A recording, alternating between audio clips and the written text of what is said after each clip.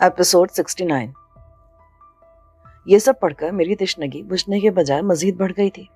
उस पूरी डायरी में उस बच्चे के बारे में एक लफ्ज़ नहीं था जिसे जॉनी वॉल्टर ने अपना पोता करार दिया था। क्या ये डायरी लिखने तक यूसुफ का कोई बच्चा था?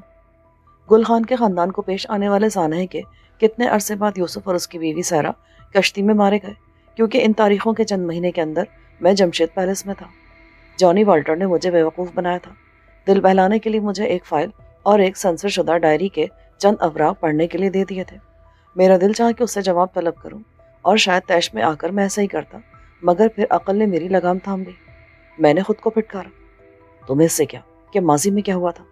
मुस्तकबिल की तरफ देखो, जहां काजल तुम्हारा इंतजार करी है। काजल का ख्याल आते ही मुझे मोबाइल फ़ोन का ख्याल आया।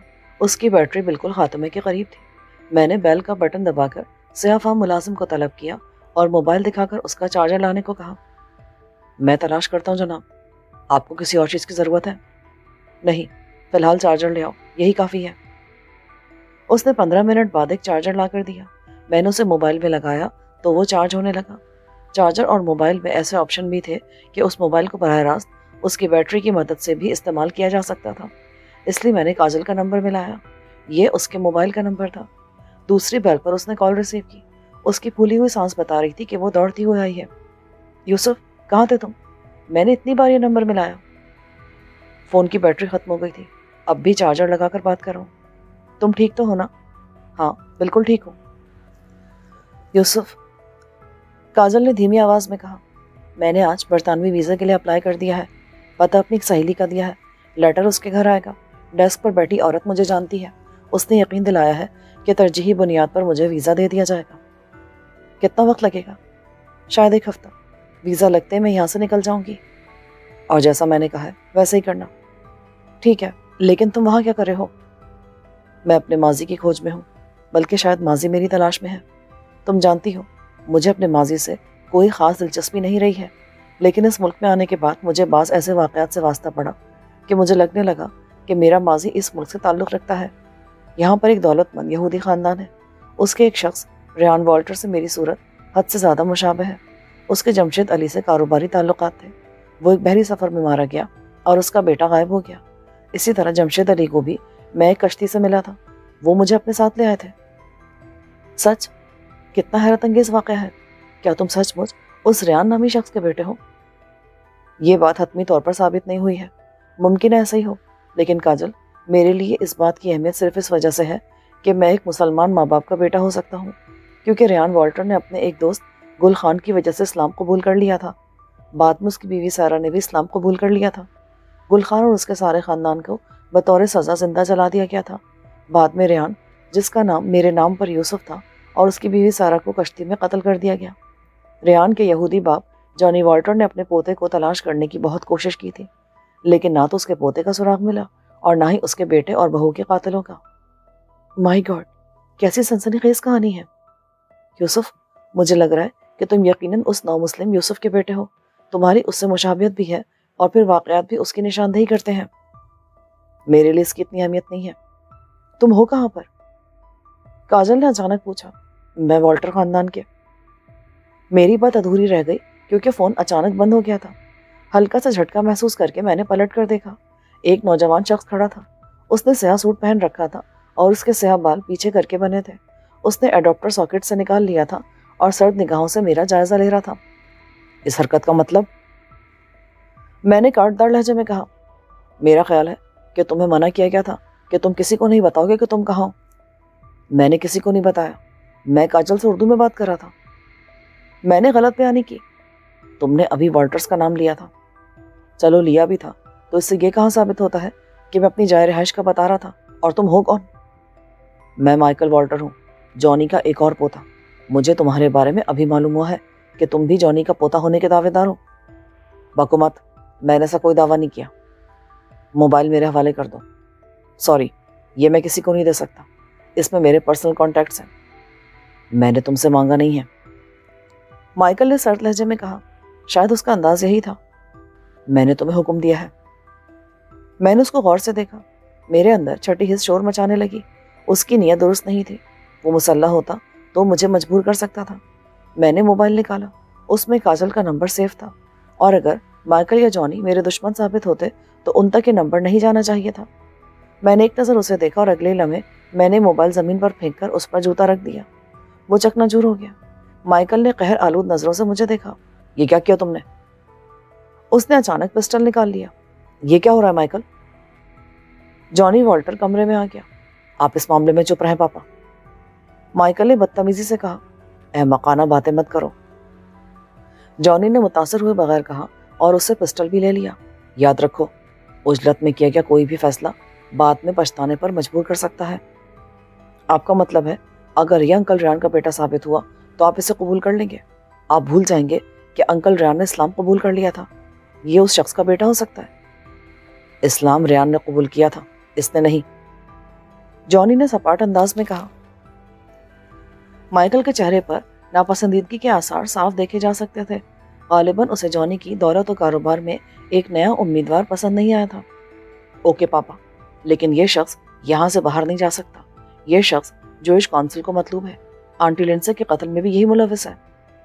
میرا خیال ہے کہ مسز لنڈسے کے قتل میں وہ لوگ ملوث ہیں جنہیں اس کا میرے ساتھ سلوک پسند نہیں آیا تھا اور اسے اس وقت قتل کر دیا گیا جب وہ مجھے لے کر جوہانسبرگ مسٹر جانی والٹر کے پاس آ رہی تھی۔ مجھے سرزمین پر اپنی اس واحد ہمدرد کو قتل کرنے کی کیا ضرورت تھی؟ دوسرے تم بھول رہے ہو کہ اس حملے میں ملوث لوگ بھی مارے گئے تھے۔ پلیز آپس میں جنگ مت کرو، جانی والٹر نے ہاتھ اٹھا کر کہا۔ مائیکل نے حقارت سے میری طرف دیکھا۔ پاپا، کیا یہ میرے لیول کا آدمی ہے جو میں اس سے جنگ کروں گا؟ بہتر ہوگا آپ اسے کھیلنے کے لیے ذرا کم خطرناک کھلونے دیں، پستول اس کے لیے خطرناک ہوگا، میں نے مذائقہ اڑانے کے انداز میں کہا۔ اس پر مائیکل کا چہرہ سرخ ہو گیا۔ وہ غراتا وہ میری طرف لپکا۔ جانی نے اسے روکنے کی کوشش کی لیکن اس نے بوڑھے دادا کو ایک طرف دھکیل دیا۔ اس نے پہلا وار کسی ماہر باکسر کی طرح کیا۔ میں نے سر جھکا کر وار خالی کیا اور دوسرا وار اپنے پیٹ پر آنے سے روکا، ورنہ مجھے خاصی تکلیف اٹھانا پڑتی۔ اس نے تیسرا مکہ میری گدی پر رسید کر دیا لیکن وہ زوردار نہیں تھا۔ میں نے جھکے جھکے سر سے اس کے پیٹ پر ٹکر رسید کی اور وہ پیچھے جا گرا۔ جانی والٹر ایک طرف ہو گیا۔ غالباً اسے اندازہ ہو گیا تھا کہ اس کا ضدی پوتا فساد کے بغیر نہیں جائے گا۔ مائیکل فرش سے اٹھ کر بپھرے سانڈ کی طرح میری طرف لپکا۔ اس نے مجھے مدافعت کی مہلت دیے بغیر بغلوں میں ہاتھ ڈال کر اپنے زور سے بستر پر گرا دیا اور پھر ہم دونوں لڑک کر فرش پر آ رہے۔ اس نے اپنی ٹانگیں میری ٹانگوں سے الجھا دی اور ہاتھوں سے گھونسے برسانے کی کوشش کرنے لگا۔ مجھے توقع نہیں تھی کہ اچھا بھلا مہذب نظر آنے والا نوجوان اچانک سڑک چھاپ لفنگوں والی حرکت پر اتر آئے گا۔ میں کچھ دیر تک اپنا دفاع کرتا رہا۔ بہرحال میں جانی کے سامنے اس کے عزیز جان پوتے کو کوئی نقصان نہیں پہنچانا چاہتا تھا اور اس کی بدتمیزیاں بھی خندہ پیشانی سے برداشت کرا تھا۔ پھر میں نے اسے دھکیل دیا۔ اس کے دائیں پاؤں کو اپنی پنڈلیوں میں دباتے ہوئے میں نے قلع بازی کھائی تو وہ بھی چیخ مار کر الٹ گیا۔ اس نے اپنی ٹانگ تھامنے کی کوشش کی لیکن وہ تو میرے پیروں میں پھنسی ہوئی تھی۔ میں دوبارہ سیدھا ہو گیا۔ اس بار مائیکل کی پنڈلی کی ہڈی واضح طور پر چٹکی تھی۔ میں اسے تڑپتا چھوڑ کر الگ ہو گیا۔ اس وقت وہ بڑے قابل رحم انداز میں زمین پر لوٹ رہا تھا اور مجھے گالیاں دے رہا تھا۔ میں نے جانی سے کہا، مسٹر والٹر، اپنے پوتے کو سمجھائیے، یہ اپنی دوسری ٹانگ بھی نہیں توڑوانا چاہتا تو اپنی زبان بند رکھے۔ پاپا، اس کتے کو یہاں سے لے جائیں، اسے گولی مار دیں، وہ کراتے ہوئے بولا۔ بکو مت، میں نے تمہیں پہلے سمجھایا تھا لیکن تم سمجھتے نہیں ہو، جانی والٹر نے اسے ڈانٹا۔ مائیکل اب درد سے تڑپ رہا تھا۔ اس نے اچانک جانی سے پستول چھین لیا۔ پستول کی جھلک دیکھتے ہی میں نے دائیں طرف چھلانگ لگائی اور بستر کی دوسری جانب جا گرا۔ گولی نے دیوار پر لگا آرائشی فریم برباد کر دیا تھا۔ جانی والٹر دھاڑتے ہوئے اس سے پستول چھیننے کی کوشش کر رہا تھا۔ اچانک ایک گولی چلی اور میں نے جانی والٹر کی کرہ سنی۔ وہ زمین پر الٹ گیا تھا۔ میں نے فرش سے اٹھتے ہوئے برابر رکھی تپائی پر سے ایشٹرے اٹھا کر مائیکل کے اوپر کھینچ ماری۔ وہ جتنی دیر میں ایشٹرے سے بچتا، میں نے بستر سے چھلانگ لگا کر اس کے پستول والے ہاتھ پر پاؤں مارا اور پستول دور جا گرا۔ جانی کے بازو سے خون بہہ رہا تھا۔ میں نے حفظ متقدم کے طور پر مائیکل کے سر پر ایک گھونسا رسید کیا اور وہ خاموش ہو گیا۔ کیا ہوا؟ آپ ٹھیک تو ہے نا؟ میں نے بےتابی سے پوچھا۔ اس نے سر ہلایا۔ جوزف، تم یہاں سے نکل جاؤ ذرا جلدی، میں تمہیں لے جانے آیا تھا، اپنی ساتھی کی فکر مت کرو۔ اگر آپ اس کے ڈر سے کہہ رہے ہیں تو فکر مت کریں، اب یہ 1 گھنٹے سے پہلے اپنے حواسوں میں نہیں آئے گا۔ نہیں، میں اس کی وجہ سے نہیں کہہ رہا، مائیکل نے جوئش کونسل کا حوالہ دیا ہے، اس کا مطلب ہے کہ انہیں یہاں تمہاری موجودگی کا علم ہے اور وہ تمہیں لینے کے لیے آ رہے ہوں گے۔ جوزف، میں ان کے آگے مجبور ہوں، اس لیے چلے جاؤ۔ میں چلا جاؤں گا، لیکن مجھے یہ بتائیں کہ آپ نے مجھے ریان والٹر یوسف کی ڈائری پڑھنے کے لیے کیوں دی تھی؟ اس کا جواب میں تمہیں بعد میں دوں گا۔ جانی والٹر مضطرب تھا۔ مائیکل نے جھگڑا بلا وجہ شروع نہیں کیا تھا، وہ تمہیں الجھانا چاہتا تھا۔ میں آپ سے رابطہ کیسے کروں گا؟ تمہیں میسن جہاں لے جائے اس کے ساتھ چلے جانا، وہیں میں تم سے رابطہ کر لوں گا۔ اگر تم کوئی خطرہ محسوس کرو تو سٹی اوربیگ چلے جانا، لیکن اب جاؤ خدا کے لیے۔ اوکے مسٹر جانی والٹر۔ میں کھڑا ہو گیا۔ میسن سیاہ فام لڑکے کا نام تھا۔ میسن، اسے خفیہ راستے سے لے جاؤ اور 15 نمبر پر لے جا کر مجھے رپورٹ کرنا۔ آئیے میرے ساتھ۔ سیاہ فام نوجوان نے مجھے اشارہ کیا۔ وہ مجھے لے کر محل کے عقبی حصے میں آیا۔ اس طرف تہہ خانہ صاف تھا۔ نیچے اتر کر اس نے اندرونی جمنازیم کے ایک شاور روم کا ہینڈل گھمایا تو دیوار سرک گئی۔ اندر خاصی کشادہ اور صاف ستھری سرنگ تھی۔ اندر آ کر اس نے دیوار پر لگا لٹو گھمایا تو دیوار دوبارہ برابر ہو گئی۔ مجھے تعجب نہیں ہوا، اس قسم کے کئی تماشے میں دیکھ چکا تھا۔ میں نے جمشید پیلس میں بھی ایک خفیہ راستہ دیکھا تھا۔ جمشید علی نے مجھے خود دکھایا تھا اور کہا تھا کہ اگر کوئی آفت آئے یا کوئی پیلس پر حملہ کر دے تو ہم اس خفیہ راستے سے فرار ہو سکتے ہیں۔ غالباً ہر بڑا آدمی اس قسم کے خفیہ راستے ضرور رکھتا ہے۔ سرنگ تقریباً 200 گز کے بعد ایک جگہ پہنچ کر ختم ہو گئی۔ یہاں سے سیڑھیاں اوپر جا رہی تھیں۔ دروازہ کھول کر ہم باہر آئے۔ یہ ایک چھوٹا سا ویران مکان تھا۔ میسن نے اس کے گیراج میں کھڑی کار نکالی۔ اب کدھر جانا ہے ہم نے؟ نمبر 15 جناب، ذرا دور ہے۔ میسن نے کار کی ڈرائیونگ سیٹ سنبھالی اور میں برابر میں بیٹھ گیا۔ کار کے شیشے اس قسم کے تھے کہ باہر سے اندر موجود افراد کو دیکھنا ممکن نہیں تھا۔ میسن نے ایک ریموٹ اٹھا کر بٹن دبایا تو گیراج کا دروازہ فوراً کھل گیا۔ کار کے باہر آتے دروازہ بھی بند ہو گیا۔ میسن نے کار دوڑا دی۔ اس کا انجن طاقتور تھا۔ ذرا دیر میں ہم اس جگہ سے کافی دور نکل گئے۔ تقریباً 20 منٹ کے سفر کے بعد میسن نے کار ایک جنگل کی طرف موڑ دی۔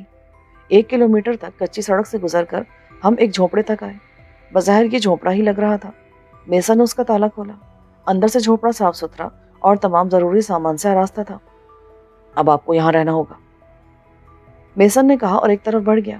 اس نے الماری کھول کر اندر سے ایک وائرلیس فون نکالا، اسے بیٹری سے منسلک کر کے نمبر ملائے۔ جناب، میں پہنچ گیا ہوں۔ وہ غالباً جانی کو فون کر رہا تھا۔ پھر اس نے فون بند کر دیا۔ مجھے واپس جانا ہوگا۔ میں اکیلا رہوں گا، لیکن مجھے اپنی حفاظت کے لیے کوئی ہتھیار تو چاہیے ہوگا۔ اس الماری میں آپ کو ایک ریوالور اور اس کی فاضل گولیاں مل جائیں گی۔ میں گاڑی چھوڑے جا رہا ہوں، تم کیسے جاؤ گے؟ وہ مسکرایا تو اس کے بے حد سفید دانت چمکنے لگے۔ آپ فکر مت کریں، میں چلا جاؤں گا۔ یہاں بجلی نہیں ہے، رات کو جلانے کے لیے لیمپ ہے۔ الماری میں ہی ٹن پیک خوراک ہے، اسے گرم کرنے کے لیے تیل سے جلنے والا برنر ہے۔ ہاں، ایک چیز اور۔ اس نے ایک کونے سے لکڑی کا تختہ فرش سے اٹھایا۔ اگر باہر خطرہ ہو تو آپ اس راستے سے نکل سکتے ہیں۔ لڑکے نے مجھے ممکن حد تک کیبن اور اس کے ارد گرد کے بارے میں بتایا اور رخصت ہو گیا۔ دن کے 2 بج رہے تھے۔ میسن کے جانے کے بعد میں نے سب سے پہلے الماری سے ریوالور نکالا۔ شاندار قسم کا سیاہ دھات کا بنا ہوا ریوالور تھا۔ اس کے ساتھ ہی گولیوں کا ڈبہ تھا جس میں تقریباً 100 گولیاں تھیں۔ میں نے گولیاں ریوالور میں بھری اور پھر کیبن کا جائزہ لیا۔ اس کے 2 حصے تھے۔ ایک میں ایک چھوٹا سا بیڈ روم تھا اور اس کے ساتھ باتھ تھا۔ بڑے حصے میں نشست گاہ اور کچن تھا۔ میں نے برنر جلا کر اپنے لیے کافی بنائی۔ ناشتہ کیے خاصا وقت گزر چکا تھا، لیکن مجھے بھوک نہیں تھی۔ میں نے خفیہ تختے کا معائنہ کیا۔ کیبن لکڑی کا بنا ہوا تھا اور کوئی 2 فٹ اونچا ایک پلیٹ فارم پر بنایا گیا تھا۔ شاید بارش کے دنوں میں اس زمین پر پانی آ جاتا تھا یا شاید سانپ اور دوسرے خطرناک کیڑوں سے بچاؤ کے لیے اسے بنایا گیا تھا۔ کیبن کے نیچے سوکھی گھاس اگی ہوئی تھی۔ چائے لے کر میں لکڑی کی میز پر آ بیٹھا اور پیش آنے والے واقعات کا تجزیہ کرنے لگا، لیکن کینی مین کا رویہ میرے ساتھ مبہم تھا۔ اب تک میں سمجھ نہیں پایا تھا کہ وہ میرے ساتھ مخلص تھا یا میرے ذریعے اپنے دشمنوں کو سامنے لا کر انہیں ٹھکانے لگا رہا تھا۔ دوسری طرف جانی والٹر کا اس طرح بروقت مدد کے لیے پہنچ جانا معنی خیز لگ رہا تھا۔ کیا اسے میرے بارے میں الہام ہوا تھا؟ لیکن اسے میرے بارے میں کون بتا سکتا تھا؟ یہ بات ذرا الجھا دینے والی تھی۔ اچانک میں چونکا۔ مورنا، وہ شروع سے میرے ساتھ تھی۔ وہی ایک ہستی تھی جو میرے بارے میں جانی والٹر کو آگاہ کر سکتی تھی۔ اس کے پاس کوئی ایسی چیز تھی جس سے وہ جانی سے رابطہ رکھے ہوئے تھی۔ اسی وجہ سے وہ بروقت ہماری مدد کو آ گیا۔ لیکن کینی مین کی معتمد ساتھی ایک یہودی کے اعلی کار کیوں کر ہو سکتی تھی، جبکہ کینی مین یہودیوں کے خلاف تھا؟ تو کیا مورنا ڈبل ایجنٹ تھی؟ در حقیقت وہ جانی والٹر کے لیے کام کر رہی تھی۔ اب مجھے جانی والٹر کا کردار بھی مشکوک لگنے لگا۔ وہ محض ایک بزنس مین نہیں تھا، بلکہ اس کی آڑ میں کوئی ایسا کام کر رہا تھا جس کے لیے اسے مورنا جیسے ڈبل ایجنٹس رکھنے پڑتے تھے۔ جوئش کونسل کی دہشت گردانہ کارروائیوں کو میں خود دیکھ چکا تھا۔ انہوں نے اپنے مقاصد کے لیے مقامی قانون کا پامال کرتے ہوئے مجھے مارنے کی کوشش کی اور اس دوران میں متعدد غیر متعلق لوگوں کو موت کے گھاٹ اتار دیا تھا۔ جانی والٹر اگر ایک بڑے بزنس ایمپائر کا سربراہ تھا تو لازماً اس کے روابط زیر زمین دنیا سے ہونے چاہیے تھے۔ پھر جوئش کونسل تھی جس کے اپنے مسلح دہشت گرد تھے۔ اچانک مجھے خطرے کا احساس ہونے لگا۔ کہیں اس کیبن تک مجھے پہنچانے کا مقصد یہ تو نہیں کہ میرے دشمنوں کو موقع دیا جائے؟ یہ خیال آتے میں مضطرب ہو گیا۔ میں نے کیبن کی آگے پیچھے کی کھڑکیوں سے دیکھا، باہر کوئی نہیں تھا۔ میں نے فرش پہ موجود خفیہ خانے کا تختہ اوپر کیا، اس کے نیچے گھاس نظر آ رہی تھی۔ میں نے راستہ پتہ کرنے کے لیے پاؤں نیچے رکھے اور اگلے لمحے مجھے خود کو اس تاریک کنویں میں گرنے سے بچانے کے لیے زبردست جدوجہد کرنا پڑی جو گھاس تلے سے نمودار ہوا تھا۔ اگر میں تہخانے کے کنارے نہ تھام لیتا تو یقیناً اس میں گر جاتا۔ میں نے بمشکل خود کو اوپر کھینچا۔ میرے جسم میں سرد سی لہریں دوڑ رہی تھیں۔ جانی کی چال بازی سامنے آ رہی تھی۔ اس نے ہمدرد بن کر مجھے اپنے مکان سے چلتا کیا۔ جس وقت میں اس کے پوتے کو ہلاک کر سکتا تھا اور حالات میرے قابو میں تھے، اور اس ہمدردی کی آڑ میں اس نے میری ہلاکت کا شاندار انتظام کر رکھا تھا۔ میں اس کنویں میں گر کر ہلاک ہو جاتا یا گر کر نہ بھی مرتا تو بھوک پیاس سے مر جاتا۔ میں نے کیبن کے کونے میں صفائی کے لیے رکھی ڈنڈے والی جھاڑو اور ٹارچ لی۔ میں نے جھک کر ڈنڈے سے اس مصنوعی گھاس کو ہٹایا اور ٹارچ سے روشنی کی۔ میرے رونگٹے کھڑے ہو گئے۔ کنواں تقریباً 30 فٹ گہرا تھا۔ 4 فٹ قطر کے اس کنویں کی دیواریں چکنی تھیں اور وہ باقاعدہ پلاسٹر شدہ لگ رہی تھیں۔ گھاس اس طرح سے کناروں سے نکلی تھی کہ وہ کنویں کے اوپر اگی لگ رہی تھی اور دیکھنے میں بالکل حقیقی لگتی تھی۔ رونگٹے کھڑے ہونے کی وجہ کنویں کی گہرائی نہیں بلکہ اس کی تہہ میں پڑی ہڈیاں تھیں۔ یہ انسانی ہڈیاں اور کھوپڑیاں انبار کی صورت میں اوپر تلے جمع تھیں۔ یہاں سزائے موت کے مستحقین کو بھیجا جاتا ہوگا۔ میں ڈنڈے سے گھاس ہٹا ہٹا کر دیکھنے لگا۔ دائیں طرف کنویں کا کنارہ ذرا نزدیک تھا اور میں کوشش کرتا تو اس طرف سے نکل سکتا تھا۔ ان اطراف میں سچ مچ کی گھاس اگی ہوئی تھی۔ فی الوقت مجھے کوئی خاص خطرہ نہیں تھا۔ میں نے کنواں بند کر کے چیزیں اپنی جگہ رکھی۔ مجھے جانی والٹر پر افسوس ہوا۔ میں سمجھتا تھا کہ اس کے دل میں میرے لیے نرم گوشہ پیدا ہو گیا ہے، لیکن وہ روایتی مکار یہودی ثابت ہوا تھا۔ میں نے تلے ہوئے آلو اور مٹر کے ٹین نکالے اور انہیں کھا رہا تھا کہ الماری میں رکھے فون کی گھنٹی بجی۔ میں نے فون ریسیو کیا۔ جوزف، تم ٹھیک ہو نا؟ جانی کی آواز آئی۔ ابھی تک تو ٹھیک ہو۔ تمہارے دشمن تمہارے پیچھے ہیں۔ اگر وہ کیبن تک آ جائیں تو تم فرار ہو جانا۔ میسن نے تمہیں خفیہ راستہ دکھا دیا تھا۔ فکر نہ کرو جانی والٹر، مجھے تمہارے اصل منصوبے کا علم ہو گیا ہے۔ میں نے دل میں کہا اور منہ سے بولا، آپ فکر نہ کریں مسٹر والٹر، میں نے خفیہ راستہ دیکھ لیا ہے۔ اگر کسی نے کیبن کا محاصرہ کیا تو میں فوراً یہاں سے فرار ہو جاؤں گا۔ جانی نے گویا سکون کا سانس لیا۔ تم نہیں جانتے کہ مجھے تمہاری زندگی کی کتنی فکر ہے۔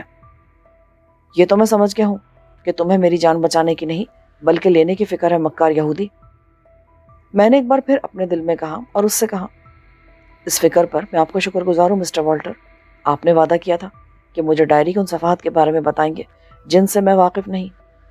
اس موقع پر جانی والٹر نے مجھے کچھ دیر کا مہمان سمجھتے ہوئے وہ راز فاش کر دیا جس کے بارے میں سوالات نہ جانے کب سے میرے اندر بار بار سر اٹھاتے رہے تھے کہ میں کون تھا اور میرے اصل ماں باپ کون تھے۔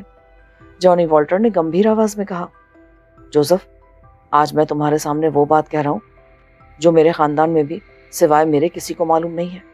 میرے خاندان کے تمام لوگ اس بات سے بے خبر ہیں کہ جس بچے کو وہ سارا اور ریان کی اولاد سمجھتے تھے وہ اصل میں اس کے دوست گل خان کی اولاد تھا۔ سارا امید سے ہوئی تھی اور ریان اسے یورپ لے گیا تھا، لیکن اس نے وہاں ایک مردہ بچے کو جنم دیا تھا۔ واپسی پر گل خان کے ساتھ یہ سانحہ پیش آ چکا تھا۔ اس کا پورا خاندان مکان میں لگنے والی آگ میں جل کر ہلاک ہو گیا تھا، سوائے اس نومولود بچے کے جس کی طبیعت خراب تھی اور وہ اسپتال میں داخل تھا۔ وہ بچ گیا تھا، اسے بعد میں سیرا نے گود لے لیا تھا۔ آپ کا مطلب میرا مطلب وہ بچہ جو کشتی سے غائب ہوا تھا وہ یوسف اور سیرا کا نہیں بلکہ گل خان کا تھا؟ میری آواز لرزنے لگی۔ ہاں، وہ گل خان کا بچہ تھا۔ اسے ریان نے اڈاپٹ کر لیا تھا اور اس لیے بھی وہ مجھے دل و جان سے قبول تھا۔ جوزف، اگر تم ہی وہ بچے ہو تو مجھے اپنے پوتے کی طرح عزیز ہو۔ میں اتنا جذباتی ہو رہا تھا کہ اس مکار کی مکاری بھی بھول گیا۔ آپ سچ کہہ رہے ہیں نا؟ میں گل خان کی اولاد ہوں نا؟ موت کی دہلیز پر کھڑا آدمی ہمیشہ سچ بولتا ہے، اس نے معنی خیز انداز میں کہا۔ تو میں ہوش میں آ گیا۔ کیا مطلب؟ بھائی میں بوڑھا ہوں، कल का पता नहीं, मौत की दहलीज पर हुआ ना। मैं सच कह रहा हूँ, खुदा वाहिद की कसम, ये सच है। इस बार मेरा रेशा रेशा कांपने लगा था। मैं गुल खान की औलाद था, जो एक सच्चा इंसान व मुसलमान था। उसके किरदार ने यहूदी और उसकी बीवी को मुसलमान कर दिया था, तो फिर उस नौ मुस्लिम जोड़े ने मुझे अपनी आगोश मोहब्बत में ले लिया था। अल्लाह का शुक्र था कि मैं किसी यहूदी की औलाद नहीं था, और ना किसी यहूदी ने मेरी परवरिश की थी। तुम चुप क्यों होगा जोसेफ? मैं चौंक गया। सॉरी सर, मैं ज़रा जज्बाती हो गया था। मिस्टर वॉल्टर, मैं सारी उम्र आपका शुक्रगुजार रहूंगा कि आपने मुझे इस हकीकत से आगाह किया जिसके लिए मैं कब से तजस्सुस में था। इसमें शुक्रिया की कोई बात नहीं, तुम भी मेरे बच्चे हो। आपकी मोहब्बत है जनाब, सिर्फ चंद दिन की बात है, मैं तुम्हें इस मुल्क से बाहर भिजवा दूंगा। तुमने तो मुझे दुनिया से भिजवाने का इंतजाम कर लिया है। ये बात भी मैंने दिल में कही। मोड़ना कैसी है? ठीक है, तुम्हें याद कर रही थी, वो ज़रा बेहतर हो तो उसे भी तुम्हारे पास भिजवा दूंगा। गालिबन मोड़ना के बारे में उसकी नीयत दुरुस्त नहीं थी, और वो उसे भी अगली दुनिया रवाना करने के बारे में सोच रहा था। नहीं, उसकी तबीयत बेहतर हो तो उसे कैनीमैन के पास भिजवा दीजिएगा। कैनीमैन इन दिनों किसी अहम मंसूबे पर काम कर रहा है। उसने मुझे या मोड़ना को इस बारे में नहीं बताया था। जॉनी चौंका। किस किस्म के मंसूबे पर काम कर रहा है? उसने वाज़ेह नहीं बताया था। शायद नस्ल परस्ती का कोई चक्कर है। अच्छा, मैं देखूंगा। मोरना को फिलवक्त भेजना मुमकिन नहीं है। वो सोच में पड़ गया। वो आपके लिए मुफीद हो सकती है। मैंने तरगीब दी। मेरा मकसद ये था कि वो मोरना को जिंदा रखे। तुम फिक्र नहीं करो, मैं देखूंगा। उसका लहजा सर्द हो गया। अपना ख्याल रखना। जरूर, आप भी फिक्र ना करें। फोन बंद करके मैंने खाना मुकम्मल किया और अपने लिए चाय बनाकर कैबिन से बाहर आ गया। मौसम खासा सर्द हो चुका था। मुझे दिन में धूप होने के बावजूद सर्दी लग रही थी। मेरे जिस्म पर मामूल का लिबास था। 4 बजे के करीब सूरज मगरिब की तरफ खासा झुक गया था, और शायद 5 बजे तक वहाँ अंधेरा हो जाता। सर्दियों में दिन वैसे भी छोटे होते हैं। टहल कर मैं वापस आया। दरवाज़ा बंद करके मैंने कोई गर्म कपड़ा तलाश किया। इत्तफाक से अलमारी के निचले खाने में खासा मोटा स्वेटर मिल गया। कैबिन में आतिशदान भी था, लेकिन मैंने उसे जलाने की कोशिश नहीं की। मुझे यकीन था कि रात की नौबत नहीं आएगी। जो होना है उससे पहले ही हो जाएगा। मैंने स्वेटर पहनकर गोलियों के डब्बे से सारी गोलियां अपनी जेबों में मुंतकिल कर ली और वहां मौजूद हैंगिंग चेयर पर झूलने लगा। उसके हिलने से कैबिन के तख्ते हिल रहे थे और खासी आवाज़ पैदा हो रही थी।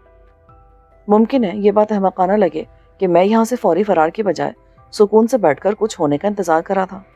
हालांकि मेरा अंदाज़ा गलत भी हो सकता था, लेकिन इसकी कई एक वजूहात थी। अव्वल कि मुझे यकीन था कि उन्होंने मुझे बगैर निगरानी के नहीं छोड़ा होगा, और इस जंगल में मेरी निगरानी का कोई ना कोई इंतज़ाम होगा। अगर मैंने फरार की कोशिश की तो कोई ना कोई मुझे रोकेगा। ऐन मुमकिन है कि मुझे शूट कर दिया जाए। मैं बिल्ली के थैले से बाहर आने का इंतज़ार कर रहा था।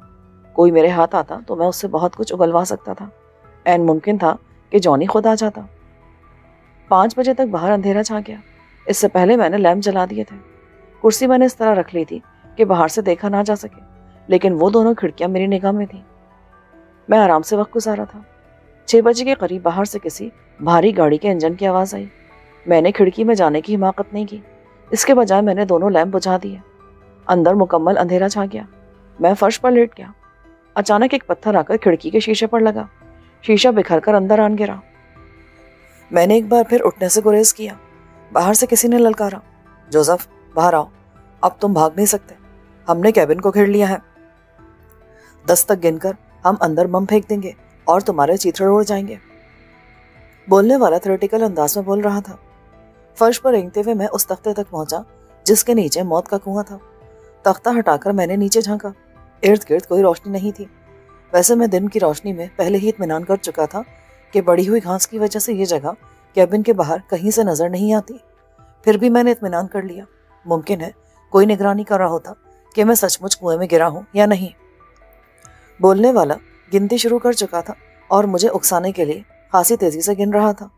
मैंने तख्ते पर हाथ जमाते हुए पाँव टखनों के मुतवाजी करते हुए पाँव उस जगह टिकाए। यहाँ से कुएं की दीवार मेरे घुटनों से ऊपर आ रही थी। सर नीचे करते हुए मैंने बाजुओं के बल जिस्म को आगे बढ़ाया और फिर एक लर्जा खेज चीख मारते हुए कुएं की तरफ से निकलकर कैबिन तले आ गया। फौरन ही बाहर की जानिब से दौड़ते हुए कदमों की आवाज आई। किसी ने इस्तराबी लहजे में कहा, गिर गया वो, पहले चेक कर लो। एक ठहरी हुई सर्द आवाज आई। मैंने शनाख्त करने में गलती नहीं की। वो माइकल था। اوپر سے کیبن کا دروازہ توڑا جانے لگا۔ کنڈی پہلے ہی سطحی سی تھی، چند ٹھوکروں میں دروازہ کھل گیا۔ قدموں کی دھمک سے میں نے اندازہ لگایا کہ وہ کم سے کم 3 افراد تھے۔ میں دم زادے گھاس میں لیٹا رہا، کیونکہ اس جگہ گھاس اتنی خشک تھی کہ میری ذرا سی حرکت سے بلند آواز سے چرچرانے لگتی اور اوپر والے ہوشیار ہو جاتے۔ اچانک مجھے اپنے بازو پر کوئی شے رینگتی محسوس ہوئی۔ میں نے بے اختیار ہاتھ مارا اور اس نے میرے ہاتھ پر منہ مارا۔ میں نے بمشکل اپنی کرا روکی۔ یہ سانپ تھا۔ وہ خاصا موٹا تھا۔ مجھے بازو میں ہلکی سی جلن محسوس ہو رہی تھی۔ خوش قسمتی سے سانپ کا سر والا حصہ قابو میں آیا تھا۔ وہ مجھ پر مزید اپنے دانت آزمانے سے محروم تھا۔ میں نے اسے گھاس سے کھینچ کر آگے کیا اور دوسرے ہاتھ سے اس کا نچلا حصہ تھام لیا، ورنہ وہ میرا بازو جکڑنے کی کوشش کر رہا تھا۔ اسی لمحے کسی نے اوپر سے جھانکا۔ وہ ڈنڈے سے کنویں کے اوپر لگی مصنوعی گھاس ہٹا رہا تھا۔ میں نے اس پر سانپ پھینک دیا جو پہلے ہی تل ملایا ہوا تھا۔ اس نے اس شخص کے چہرے پر اپنے دانت گاڑ دیے۔ اس شخص نے بھیانک چیخ ماری اور دونوں ہاتھ سے سانپ کو اپنے چہرے سے الگ کرنے کی کوشش کی۔ نتیجہ ظاہر ہے، اس کا توازن بگڑا اور کنویں میں گرتے ہوئے اس کی چیخ بہت زیادہ دہشتناک تھی۔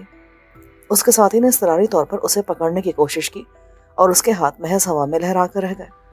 یہ موقع تھا، میں چاہتا تو اسے بھی بازو سے پکڑ کر نیچے دھکیل سکتا تھا، لیکن اوپر ایک اور تیسرا فرد بھی تھا۔ غالباً مائیکل تھا اور وہ مسلح ہی ہوتا۔ وہ اوپر سے فائرنگ کر کے مجھے نیچے ہی چھلنی کر دیتا۔ میں نے ایک بار پھر خود کو روکا۔ میرے بازو میں ٹیسے سے اٹھ رہی تھی۔ شاید سانپ زہریلا تھا۔ اس کا زہر میرے دوران خون میں سرایت کر رہا تھا۔ میں نے پینٹ کی جیب سے رومال نکالا اور اسے بازو پر ذرا بلندی پر باندھنے لگا۔ مجھے مائیکل کے چلانے کی آواز آئی۔ اسے دیکھو حرامزادے، باس ڈنڈا بھی اس کے ساتھ گر گیا ہے، میں کیسے دیکھوں؟ نیچے جھک کر گھاس ہٹاؤ۔ مائیکل دیوانہ وار گالیاں دے رہا تھا۔ میرے اندر خطرے کی گھنٹی بجنے لگی۔ مائیکل کا ہرکارا ہاتھ سے گھاس ہٹاتا تو اس کا سر لازماً تہخانے سے نیچے آتا اور عین ممکن تھا کہ وہ مجھے دیکھ لیتا۔ میں گھاس کو زیادہ ہلائے بغیر پیچھے ہٹنے لگا۔ اسی لمحے ایک ہاتھ نیچے آیا۔ دوسرا شخص ہاتھ نیچے کر کے گھاس کو ہٹانے کی کوشش کر رہا تھا، لیکن یہ کام ایک ہاتھ سے ممکن نہیں تھا۔ مائیکل نے اسے پیچھے دھکیلا۔ اس نے گھگیائی آواز نکالی، لیکن وہ گرا نہیں تھا۔ غالباً مائیکل نے اسے عقب سے پکڑ لیا تھا۔ اس کے بازو اور شانوں تک اس کا سر تہخانے کے اندر تھا۔ بدقسمتی سے اس کا سر آیا بھی اس زاویے پر تھا کہ اس کا چہرہ میری طرف تھا اور اس کی نظر سب سے پہلے مجھ پر پڑی۔ اس سے پہلے کہ وہ آواز نکالتا، میں نے ریوالور اس کی طرف کرتے ہوئے ہونٹوں پر ہاتھ رکھا۔ وہ یکدم ساکت ہو گیا۔ اوپر سے مائیکل پھنکارا، کیری تمہارا انتقال ہو گیا کیا؟ نیچے دیکھو، یہ ٹارچ پکڑو۔ اس نے بے چارگی سے میری طرف دیکھا۔ میں نے اسے اشارے سے ٹارچ لینے کو کہا۔ اس نے ٹارچ لی اور مصنوعی گھاس کی تہ ہٹانے لگا۔ اس نے اب تک کوئی حرکت نہیں کی تھی۔ اسے معلوم تھا کہ وہ موت کے دہانے پر ہے۔ اگر میرے حکم کی خلاف ورزی کی تو فوری موت نصیب ہوگی، اور اگر مائیکل کو میری موجودگی کے بارے میں شبہ بھی ہو جاتا تو وہ اسے فوراً چھوڑ دیتا اور وہ کنویں میں گر کر خاصی مشکل سے مرتا۔ اس نے اس سے پوچھا، روزن زندہ ہے؟ نو باس، مر گیا ہے، اس کے سر میں کھڈی گھسی ہے۔ اور جوزف؟ اس نے ایک بار پھر میری طرف دیکھا۔ میں نے اشارے سے کہا کہ کنویں میں میری موجودگی کی تصدیق کرے۔ اس نے بادرہ ناخواستہ مائیکل کو بتایا، ہاں باس، وہ بھی نیچے پڑا ہے اور ساکت نظر آ رہا ہے۔ ٹھیک ہے، تم بھی جاؤ۔ یہ کیا کہہ رہے ہیں آپ باس؟ اس نے تڑپ پر اٹھنا چاہا، مگر مائیکل اسے دھکیل چکا تھا۔ اس کی چیخ باہر تک گئی۔ دھپ سے وہ اندر گرا اور چلانے لگا، باس مجھے نکالو، میں یہاں مر جاؤں گا، پلیز باس۔ وہ شاید لاش پر گرا تھا، اس لیے کسی شدید چوٹ سے محفوظ رہا تھا اور واویلا مچا رہا تھا۔ مائیکل نے نیچے جھانکا، یہی میں چاہتا ہوں، اس بات کا آخری گواہ بھی ختم ہوا۔ باس ابھی میں مرا نہیں ہوں اور تمہیں خطرے سے بچا سکتا ہوں۔ کیسا خطرہ؟ مائیکل مضطرب ہو گیا۔ میرا بھانڈا پھوٹنے والا تھا، اس لیے میں اب گھاس چرچرانے کی پرواہ کیے بغیر تیزی سے کیبن کے عقبی حصے کی طرف سے باہر جانے لگا۔ یہ کون ہے؟ مائیکل چلایا، جوزف۔ کنویں میں گرے شخص نے چلا کر کہا۔ میں نے مشین گن کے برسٹ کی آواز سنی۔